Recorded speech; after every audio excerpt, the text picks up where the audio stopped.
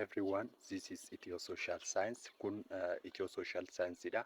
Video kanaan history kutaa kudhanii boqonnaa 5 qabadhee isiniif dhiyaadheera. Akkuma beekamu torbee darbe keessa jechuudha. History kutaa kudhanii unit 4 jechuudha. Bifa gaaffiitiin unit 4 cover gochuun keenya ni yaadatama.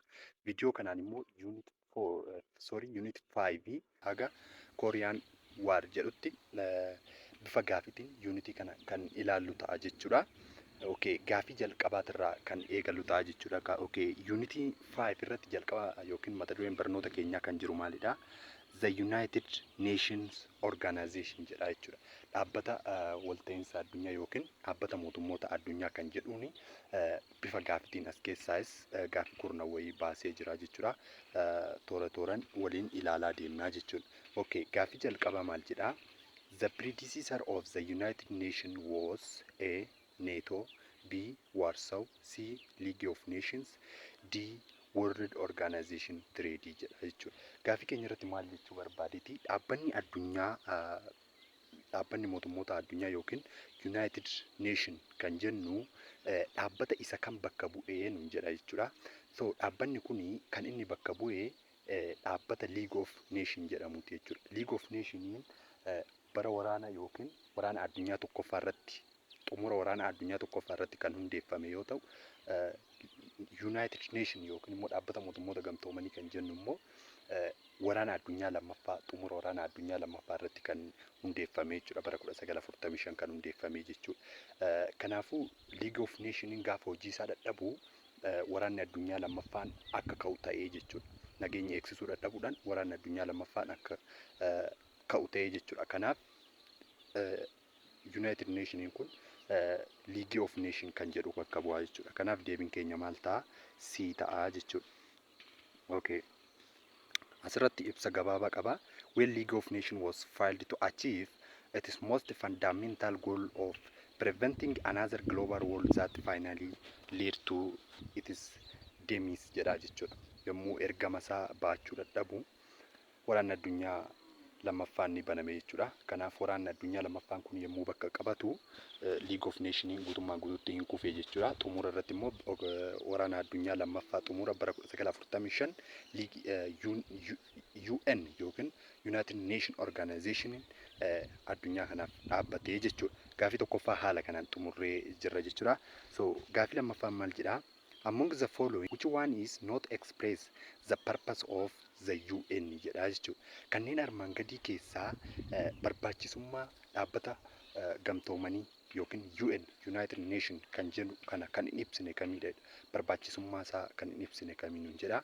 A. Maintain international peace and security. B. To foster friendly relations among nations.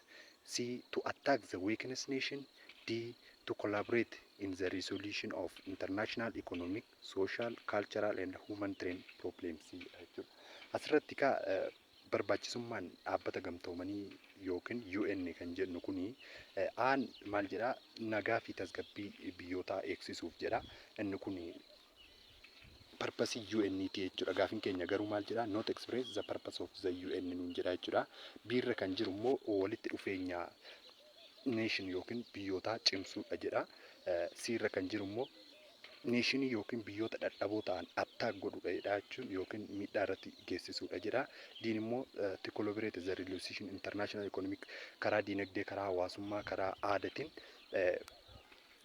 akka wal gargaaran biyyooleen akka wal gargaaran gochuudha jechuudha. Kanaafuu bu'aa UN kan hin taane yookiin maalidha? C ta'a jechuudha. To attack the weakness nation kan jedhu kuni purpose UN miti jechuudha. Okay, ibsisaa muraasa asirra jira jechuudha. The purpose of the UN jechuu barbaadete asirratti the purpose of UN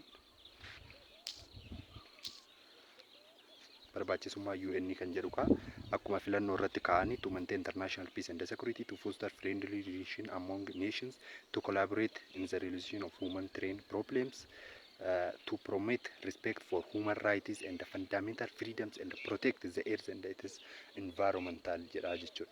So inni kun maalidha? UN purpose UN yookiin faayidaa UN kennuudha jechuudha. Okay, gaaffii sadaffaa among the following language, one is not official language of League of Nations jedha jechuudha. Dhaabbanni addunyaa kun dhaabbanni mootummoota addunyaa kun afaan ittiin hojii isaa hojjetu qaba jechuudha. Afaan United Nation hojii isaa ittiin gaggeessu kan hin taane kamidhaan jedha as keessatti. A. China's, B. English, C. French, D. Finnish. So afaan kun kamidha? D irra kan jiru Finnish jechuudha. As keessatti ibsa isaa kan haalaallu UN has 6 official language. Afaan 6 afaan hojii qabaa jechuudha UN. Isaan keessaa Arabic kan jiru bara 1973 dhiyeenya kan dabalamedha jechuudha. China's, English, French and Russian isaan kun yommuu UN hundeeffamu kaasee afaan jalqaba itti fayyadamuu jalqabanidha jechuudha. Spanish immoo uummata bal'aatti waan dubbatamu waan ta'eef kan itti dabalame jechuudha. Walumaa galatti afaan UN tajaajila hojii isaatti gaggeessu afaanota 6 jechuudha. Arabic, China's, English, French, Russian, Spanish isaan kun afaan UN hojii isaatti gaggeessudha jechuudha. Haa ta'uti immoo afaan the secretariat use 2 working languages. Afaan achi keessatti bulchiinsaa yookiin barreessan jechuudha itti fayyadamu afaan Ingiliffaa fi afaan French qofaa jechuudha. Afaan 2 qofaadha kan isaan itti fayyadaman jechuudha. The secretariat barreessitoonni afaanicha lamaan kanaan fayyadamu jechuudha. Okay, gaafii arfaffaa maal jedha? Which one of the following is listed from initial to final of formation of UN come first jedha. Tarreeffama armaan gaditti tarreeffama kana keessaa UN hundaa'uudhaaf tartiibota 5 tokko deemee isaan kam keessaa kan jalqaba irratti dhufu kamii jedha. A. Signed the Atlantic Charter between USA and the British. B. Signed the declaration by United Nations amongst 26 countries. C. Signed the conference in Moscow in Tehran. D. Big Four representatives meet at the Dumbarton office in Washington. Draft the charter. E. 50 nations represented in San Francisco signed the Charter of United Nations jedha jechuudha. So inni jalqaba irratti dhufu kamidha? R kan jiru kana jechuudha. Signed the Atlantic Charter between USA and British bara 1941 kan eegale jechuudha. Hundeeffamni UNA kun ka'umsa bara 1941, 42, 43, 44, 45 irratti immoo xumura isaa kan argatedha jechuudha. As keessatti kinoo August 1941 US and Britain jechuudha. Sorry barreeffamni dogongora beera. Britain signed the Atlantic Charter waliin mallatteessan jechuudha. Bara 1941tti Joonarii bara 1942tti immoo biyyoonni 26 ta'an jechuudha. United Nation signed godhanii jechuudha. Biyyoota 26 ta'an jechuudha. Bara 1943 immoo the idea for United Nation found expression declaration signed at the conference in Moscow in the Tehran. Bara kanatti immoo adiyaa yaanni United Nation jedhamu kun ka'ee irratti walii galuun kan danda'ame jechuudha. Bara 1944 USA, British, Soviet Union, China's representative Big Four meet at Dumbarton Oaks jedhama jechuudha. Biyyoonni permanentii ta'an jechuudha. Biyyoonni dhaabbatan UN hundeessuu keessatti dhaabbatummaa qaban jechuudha. USA, British, Soviet Union, China's kan jedhaman bara 1944 Dumbartonitti walgahii ta'anii turanii jechuudha. Bara 1945 asirratti 46 jedha. Bara 1945 xumura argate jechuudha hundeeffamni UN jechuudha. 50 nations represented at San Francisco signed the Charter of United Nations. The total original signatures of 51 when Poland jedha. Bara 1945 biyyoonni 50 ta'an xumura irratti immoo Poland achitti hin argamne jedha. Haa ta'uti mallattoo mallatteessiteetti kan jedhamu biyyoota 51 ta'uun bara 1945tti UN hundeeffame jechuudha. Eessarratti hundeeffame? San Francisco kan jedhamu magaalaa San Francisco irratti kan hundeeffame jechuudha. Okay, gaafii shanaffaa. In which one of the following conference was UN took the final shape jedha. Konferensii isa kamirratti hundeeffamni UN xumura argateen jedha. A. At Moscow Conference, B. At Tehran Conference, C. At San Francisco Conference, D. At Dumbarton Oaks jedha jechuudha. So deebii keenya kan ta'u kanaan olitti kaasuuf yaallee irra jechuudha. Siirra kan jiru maal jedha? Ati San Firaansikoo konferansii irratti jechuudha. Bara 1945 San Firaansikoo konferansii irratti biyyoota 51 ta'uun mallatteeffamee kan xumuramedha jechuudha. Bara 1945 kan hundeeffame jechuudha. Dhaabbanni mootummoota gamtoomanii yookiin UN kan jennu kan United Nation kan jennu kun jechuudha. Gaaffii jaaffaa. In which one of the following UNA organ in the meeting of representative of all members nations jedha jechuudha. As keessatti UN caasaalee garaagaraa qabaa jechuudha yookiin biiroowwan garaagaraa caasaalee garaagaraa qabaa jechuudha. Asirratti kan nu gaafatu orgaanii isaa kamtuu yookiin caasaa isaa kamtuu representative bakka bu'oonni hundumti isaanii kan irratti wal argaman jedha jechuudha. In which one of the following UN organ is the meeting of the representative of all members nations? Biyyoonni bakka bu'oon yookiin biyyoonni miseensa ta'an hundumtuu kan bakka tokkotti walitti dhufanii orgaanii isa kamidha jechuudha. A. The General Assembly. B. Security Council. C. The Secretariat. D. International Courts nuun jedha jechuudha. So deebii keenya kan ta'u A. The General Assembly dha jechuudha. Mee The General Assembly yookiin caasanii UN kuni maal akka hojjetu ilaalla jechuudha. General Assembly kuni jechuudha. Meeting of the representative of all members. Biyyoonni miseensa ta'an hundumtuu yommuu tokko bakka tokkotti dhufanii sagalee tokko ni kennu jechuudha. There is only one vote per nation. Nation yookiin representativein tokko kan bakka bu'ee dhufu suni sagalee tokkicha nama tokko qofa kan bakka buufatee walgahii sana irratti kan ta'an jechuudha. Meets once a year to discuss international problems. Rakkoo addunyaa kanaa irratti furmaata kennuudhaaf yookiin mari'achuudhaaf waggaatti yeroo takka kan walgahanii jechuudha. Consider the UN budget. Baajata yookiin baajata UN ni baasu ni qopheessu jechuudha. Admission of new members and expulsion jedha. Biyyoota keessatti galuu barbaadaniif eeyyama ni kennu akkasumas immoo biyyoota bahuu qaban ni baasu jechuudha. Bahuu kan barbaadan ni baasu jechuudha. Elect the members of Security Council. Security caasaa kabiraamuu Security Council jedhuudhaaf miseensa achirratti kan ni filatu jechuudha. So General Assembly isa kanaa jechuudha. Gaafni itti aanu gaafii torbaffaadha. Which one of the following is best describe the characteristic of General Assembly of UN? General Assembly yookiin yaa'ii waliigalaa kan jedhamu kana jechuudha. Sirriitti kan ibsu waa'ee isaa dhugummaa kan ibsu isa kamiin jedha jechuudha. A.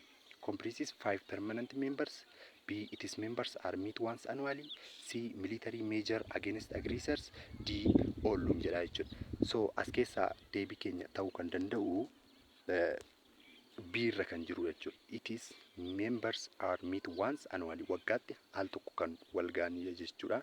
Comprise 5 permanent members. Miseensota dhaabbataa 5 qabaa nu jedha jechuudha. So dhaabbataa 5 kan qabu Security Council dha malee General Assembly miti jechuudha. It is members meet once annually. Waggaatti yeroo tokko walgahu kun sirriidha jechuudha. Military measure against aggressors. Warra rakkina uuman yookiin addunyaarra rakkina uuman irratti humna military nu fudhatu jedha. Isa kanas kan raawwatu Security Council dha malee General Assembly miti jechuudha. So deebiin keenya maal ta'a? B ta'a jechuudha. It is members are meet once annually kan jedhu ta'a jechuudha. Okay. Gaafii saddeettaffaa. Which one of the following is false? The Security Council of UNA nu jedha jechuudha. Security Council UNA ilaalchise jechuudha. Security Council UNA ilaalchise dogongora kan ta'e yookiin soba kan ta'e kamiin nu jedha. A. Maintaining peace and security among countries. B. To consider the UN budget. C. Took military power against the aggressor. D. No one of the above jedha jechuudha. Security Council UNA ilaalchise soba kan ta'e kamiin nu jedha. So maintain peace and security among countries. It is correct. It considers the UNA budget. Took military power against aggressors. No one of the above. So the answer is no one of the above. Security Council nageenya fi tasgabbii biyyoota ni eegsisa. To consider the UN budget as murteessuu danda'a. Akkasumas took military power against the aggressors. Jeequmsa warreen kaasan irratti tarkaanfii humnaa fudhachuu ni danda'a jechuudha. So no one of the above is answering keenya D irra kan jiru ta'a jechuudha. Okay. Security Council yaa ilaallu maintaining peace and security among countries. Biyyoota gidduutti nagaaf tasgabbii ni eegsisa. It is the most powerful body of the UN or United Nations Organization kana keessa humna qabeessa kan jedhamudha jechuudha. Maaliif humna hidhatu yookiin humna wattaaddaraa kan qabudha jechuudha. 5 permanent members and 10 non-permanent members qabaa jechuudha. 5 permanent members miseensota dhaabbataa 5 qabaa jechuudha. Akkasumas immoo non-permanent dhaabbataa kan hin taane kan filataman yookiin waggaa waggaadhaan kan filataman ta'u mala isaan immoo biyyoota 10 qabaa jechuudha. It is 5 permanent members biyyoonni dhaabbatan security council keessatti yoomuyyuu kan jijjiiramne USA, Britain, France, Russia, China. Isaan kun biyyoota permanentii dhaabbata miseensa dhaabbata security council jechuudha. Biyyoota kana jechuudha. Okay, the permanent members have the power to veto any of the decision and prevent any action jedha. Humna veto qabu jechuudha. Sagalee jechuudha. Inni tokko hin ta'u jennaan wanti sun irratti waliigalama hin ta'u jechuudha. Veto power kan qabanii USA, Britain, France, Russia, China isaan 5 akkanaa jechuudha. Okay. Kabira secretariat kan jedhu caasaa orgaanii bira jira jechuudha. Asumaan laaluuf jechuudha gaaffii as keessaa hin baafne. Headed by Secretary General and Money Employees barreessaa adda dureedhaan kan gaggeeffamuu fi akkasumas hojjettoota baay'eedha kan qabu. Organization International Conference Organization International yaa'ii waliigalaa qindeessuu kan danda'udha jechuudha. The Secretariat kutaa barreessaa olaanaa fakkeenyaaf barreessaa mootummoota gamtoomanii yoo jedhaman yeroo ammaa kana eenyudha inni Antonio Guterres kan jedhamu jechuudha. The Secretariat Council kan jennu isa san jechuudha. Kabira maal gochuu danda'a? Consulting with member government regarding various international relation initiative, help resolve international disputes, administering packaging operation. Hojiiwwan kana kan raawwatu immoo the Secretariat jechuudha. Okay, gaaffii salgaffaa maal jedha?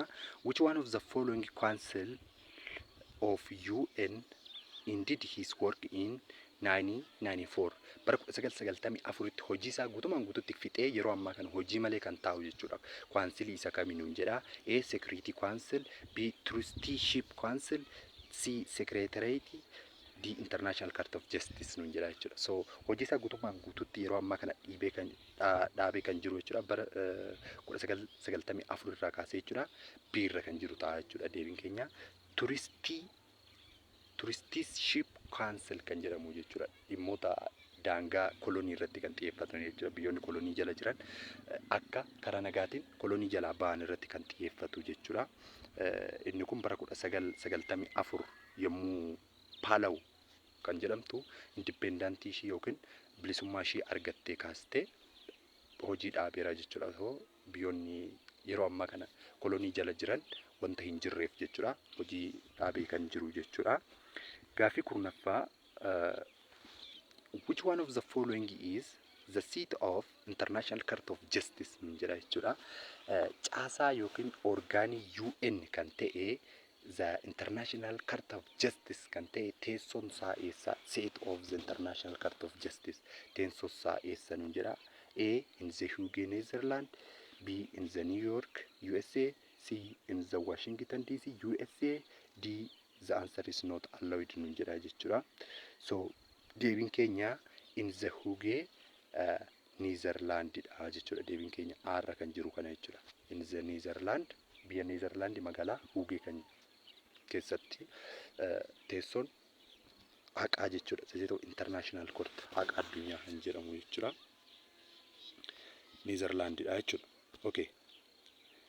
Ibsa xiqqoo qaba. International Court of Justice Hague in Netherlands it composed of 15 judges elected by General Assembly. General Assembly dhaan kan filataman miseensa judges abbootii seeraa 15 kan qabudha jechuudha. Okay, paartii tokkoffaa fidhee paartii lammaffaatti seennee jirra. Akkuma baratame kaa chaanaalii keenya subscribe gochuun viidiyoo immoo yommuu isinitti tole like godhaadha. Akkasumas immoo gaaffii yommuu qabaattan koomentii jalatti nuuf kaa'uu ni dandeessu jechuudha.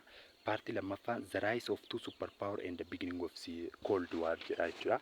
Waraana addunyaa lammaffaan erga xumurame booda biyyoonni humna qaban gurguddoo lamatu ka'ee isaanis US fi yookiin Ameerikaa fi Raashiyaa kan jedhamudha jechuudha.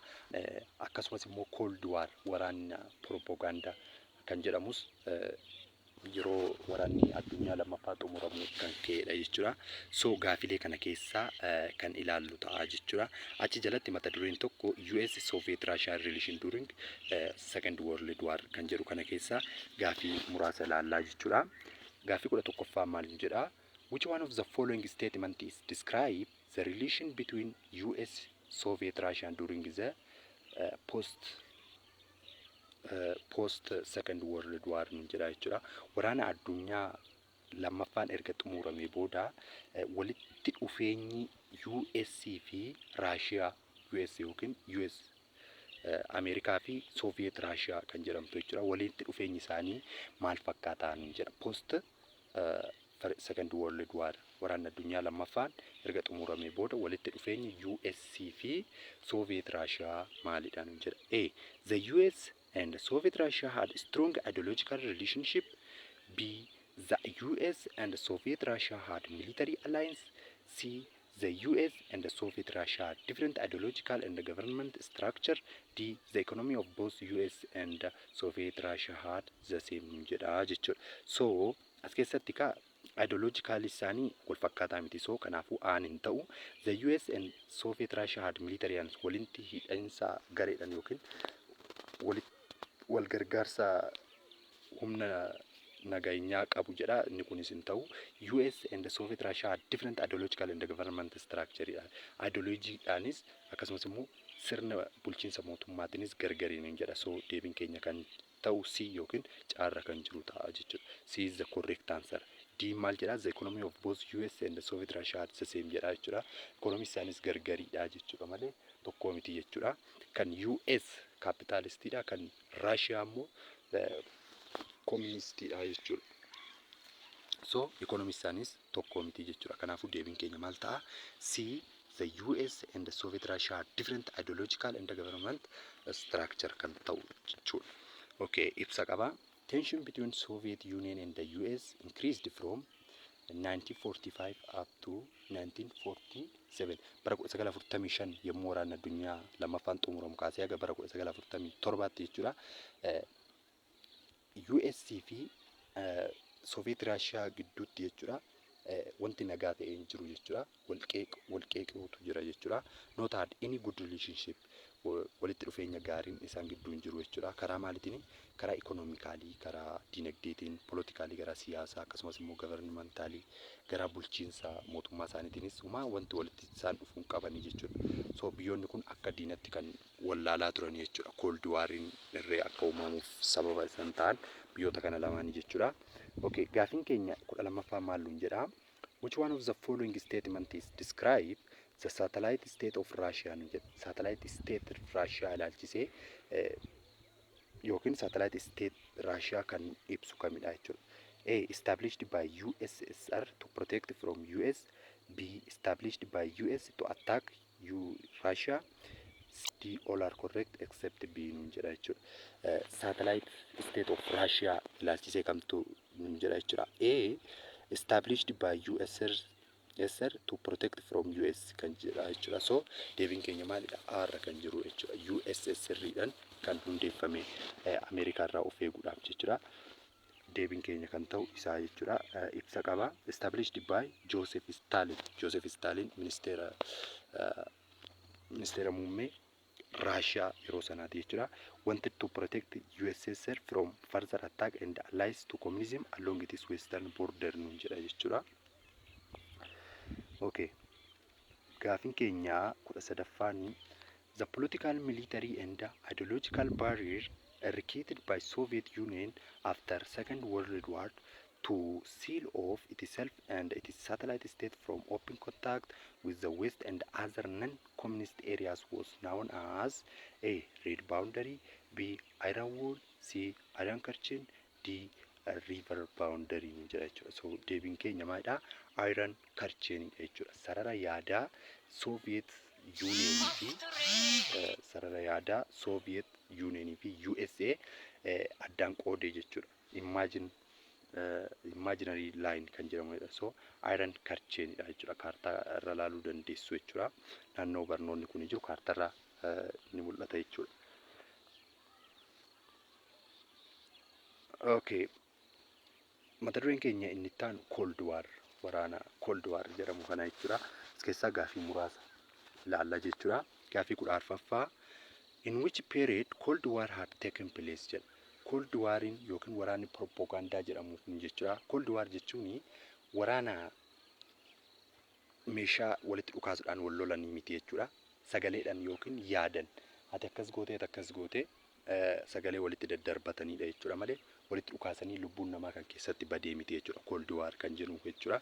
Inni kun kan iddoo qabate yookiin kan dhufee yommuu kam ta'ee waraanni kun nuun jedha. A before Second World War, B after First World War, C after Second World War, D nan nuun jedha jechuudha.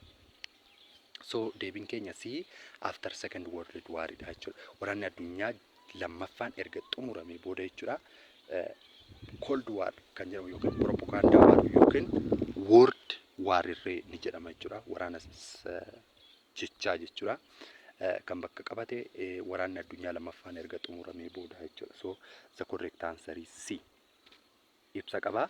After Second World War between US it is satellite and Russia it is satellite.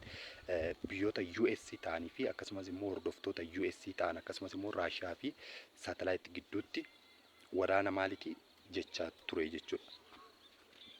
Okay, gaaffii 15ffaa maal jedha?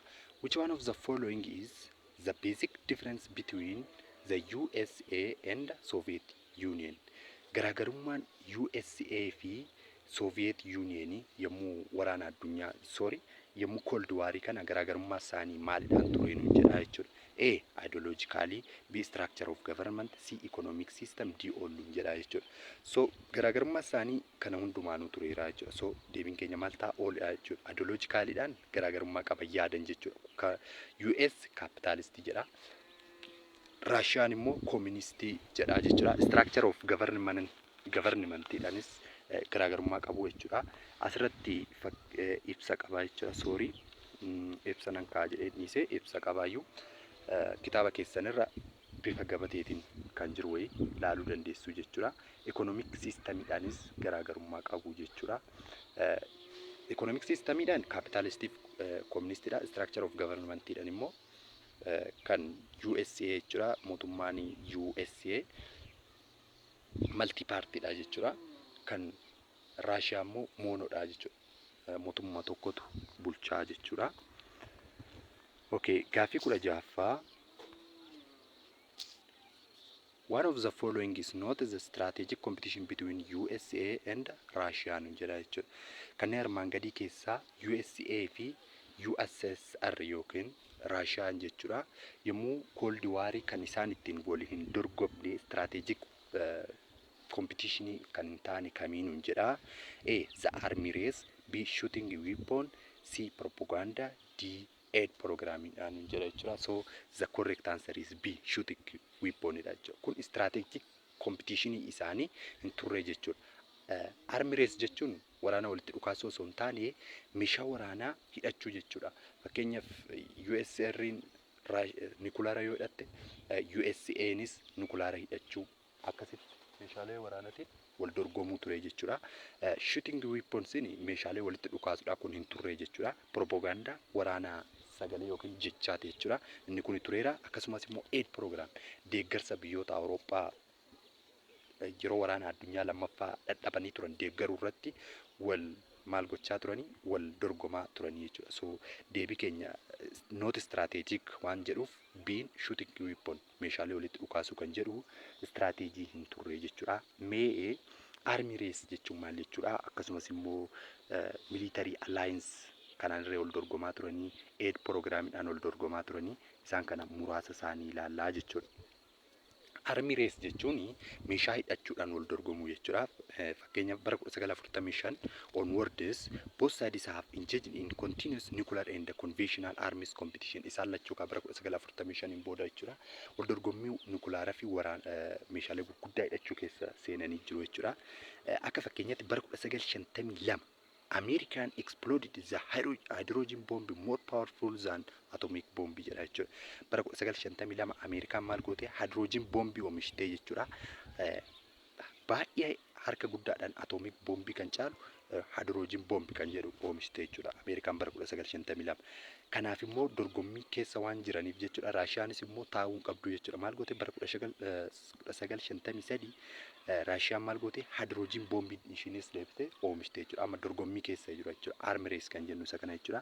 Akkasumas bara 1957 Raashiyaan launched the first earth satellite known as Sputnik. Raashiyaan waraana kan gargaaru saatalaayitii yeroo jalqabaatiif saatalaayitii Sputnik jedhamu gara hawwaatti ergitee jechuudha. Bara 1957 jechuudha.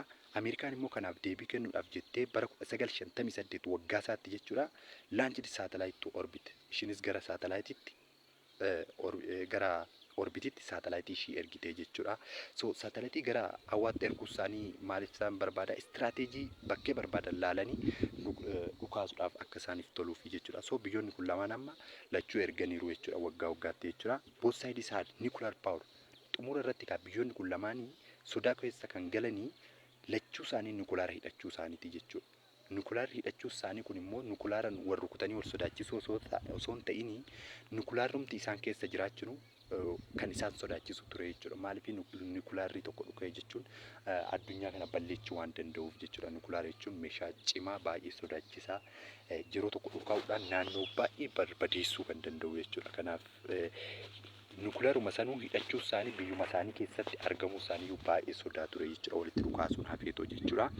Inni kan biraa military alliance humna waraanaatiin biyyoota kaan faana walitti hidhata uumuu isaaniiti jechuudha. NATO fi Warsaw Pact kan jedhamu jira jechuudha.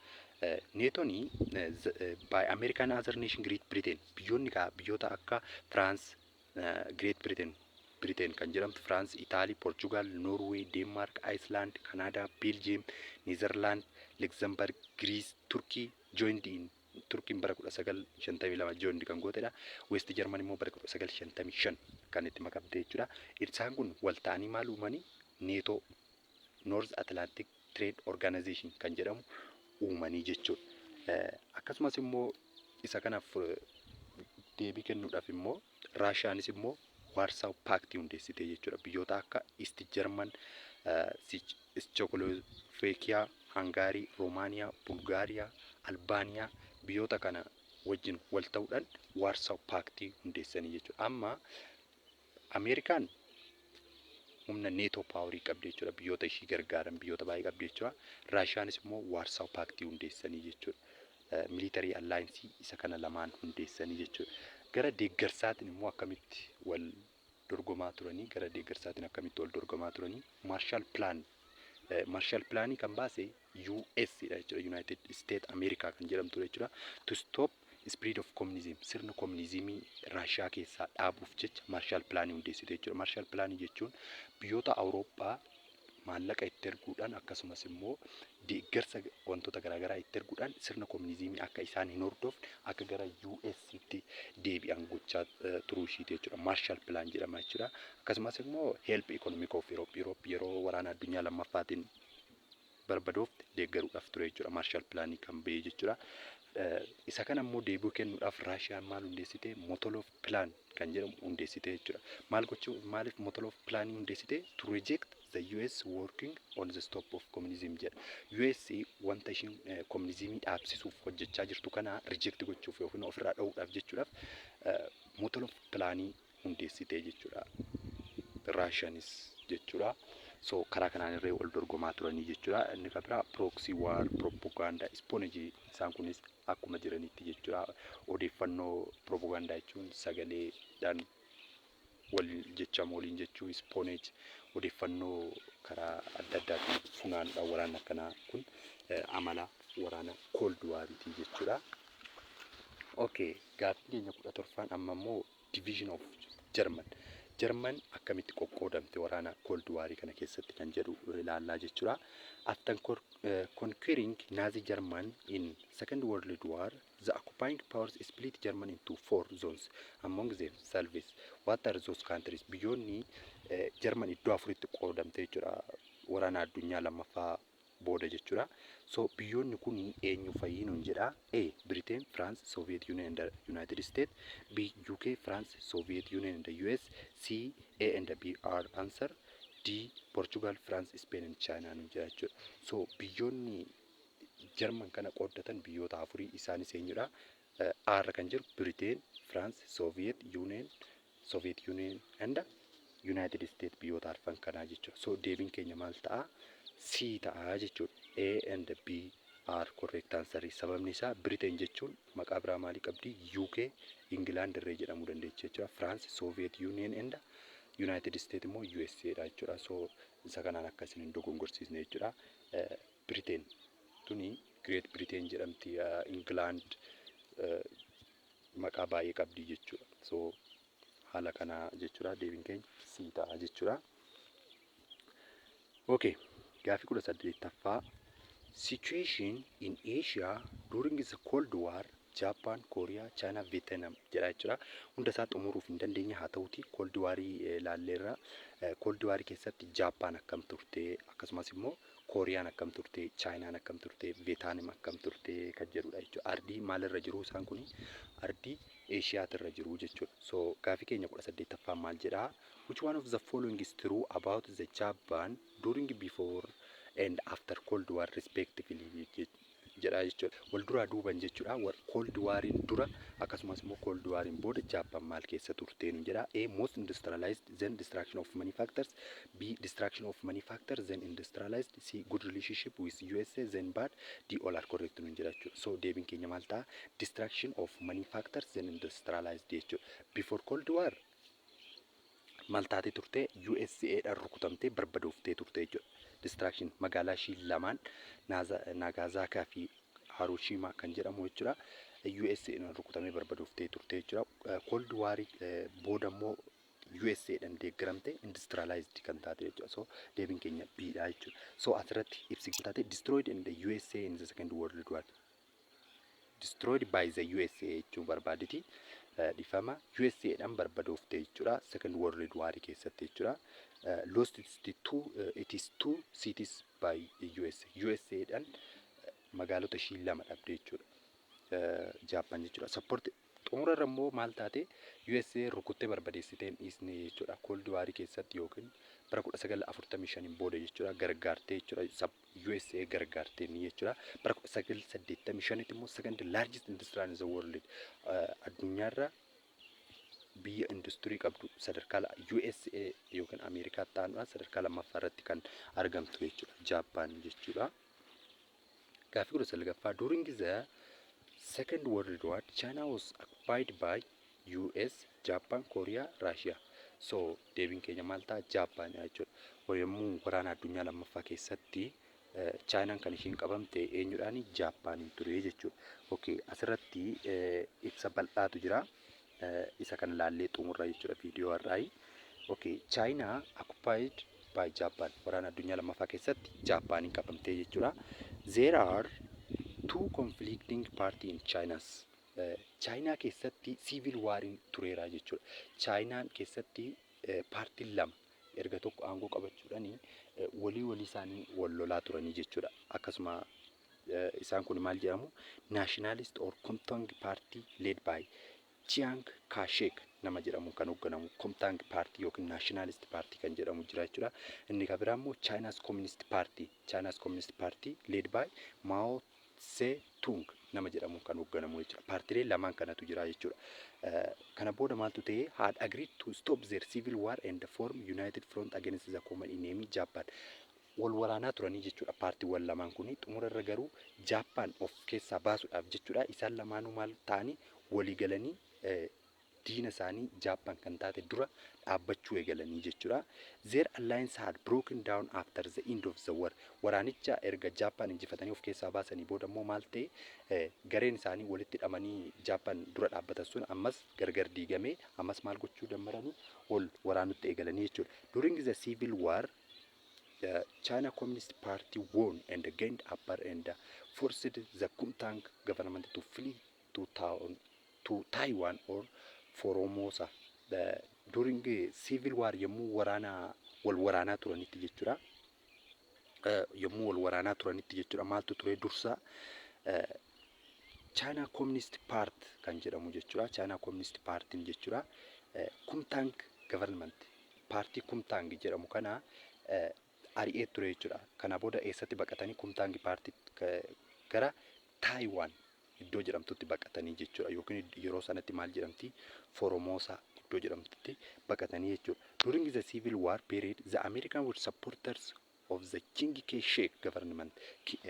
Yeroo sanatti ka American kam deeggarti? Chiang Kai-shek government yookiin Kumtang government kan deeggaru America ture jechuudha.